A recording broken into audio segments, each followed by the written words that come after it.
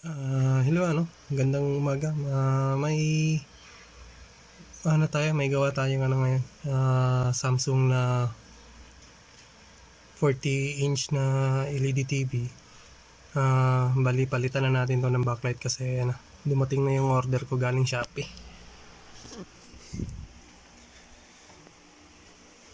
So bali yan yun siya.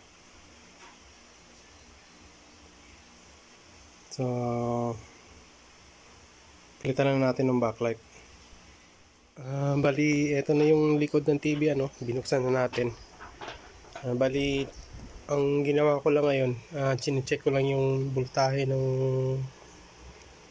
lead driver natin kasi nasira kasi yung mga backlight nito, kaya kailangan nating ma-troubleshoot yung voltahe ng lead driver natin.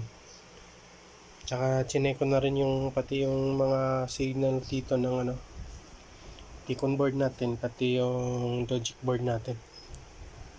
So gamit kong oscilloscope antique na USB. Yan yung niya, dashboard sa PC. So laptop lang yung ginamit ko. So ito po yung buong workbench natin So ngayon tapos ko na ma-check to, bali kakabit na natin yung backlight. So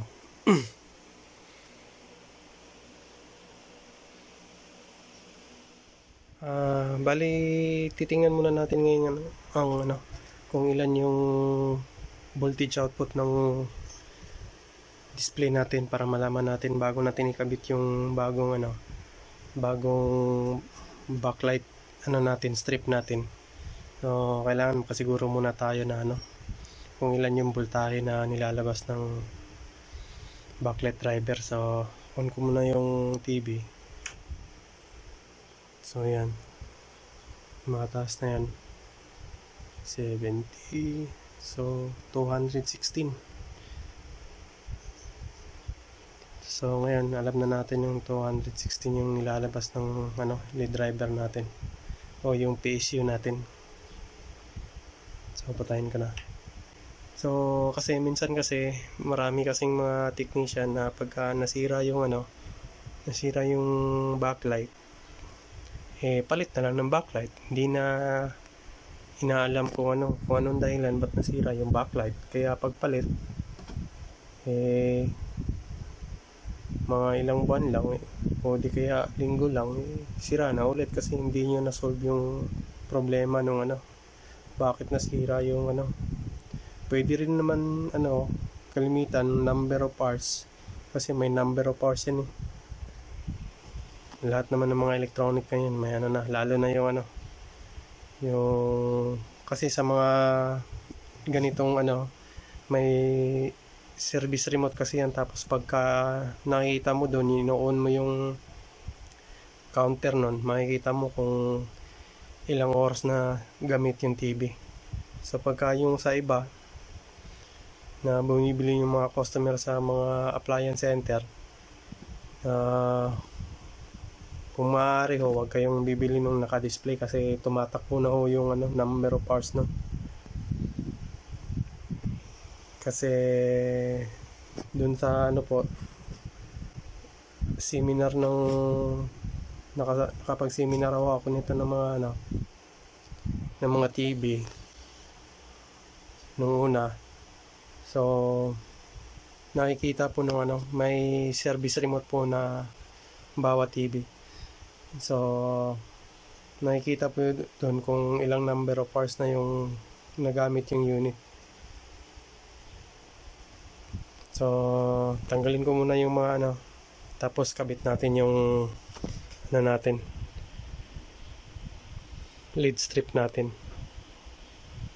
Bali ito na yung loob tinanggal na natin yung panel. Ito na yung tinanggal ko na pala yung isang strip nito, pero papalitan natin lahat ng strip yan para kasi gamit na yung iba tapos marami na ring sunog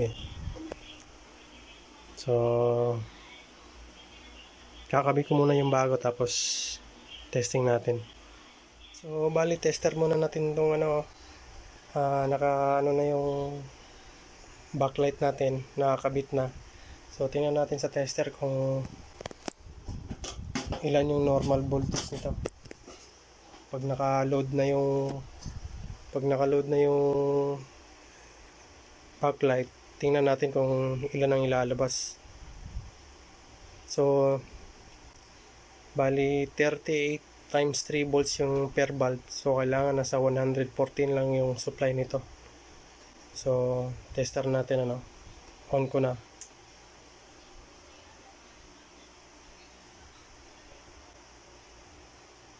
Yan, may ilaw na. Yan, may ilaw na. Ang voltahe lang niya is 103. So okay to. Pero pag walang load, 216. Medyo mataas pa rin yun. Kailangan natin ano yun. Baba. So sarado ko muna to. Babalik rin natin para makita natin.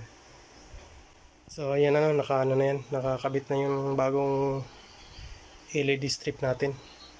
So kailangan natin ano, paandarin na yung unit. Kung iilaw ba lahat. Yan.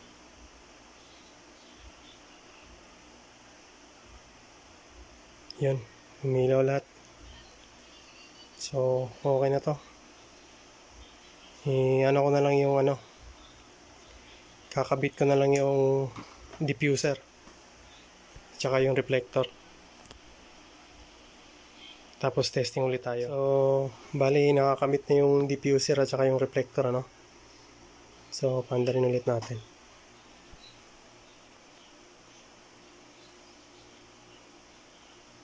Yan, sobrang liwanag.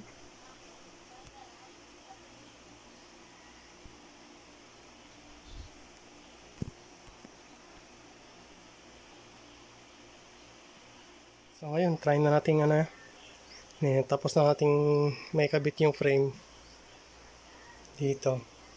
So try na natin itong testing. On na natin.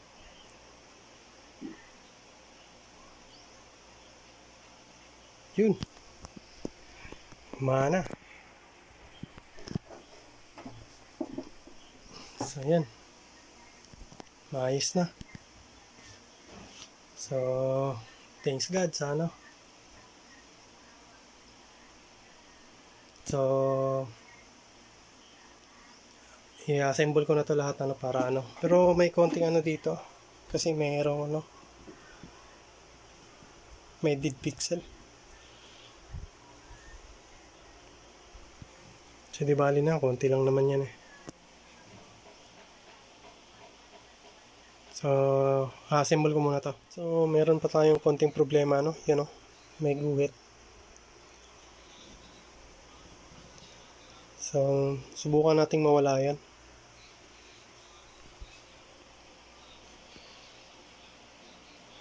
So testing na natin to ano, pero hindi ko nawala yung horizontal line nito eh. So on na natin.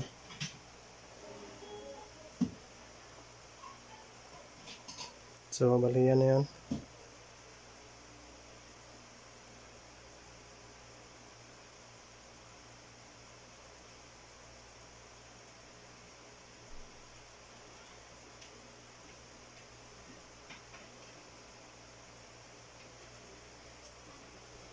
So bali itong guhit na to, hindi ko matanggal-tanggal. Yan, sa tingin ko parang sa panel eh, kasi trinay ko na lahat na ano, mag-tape, tanggal ng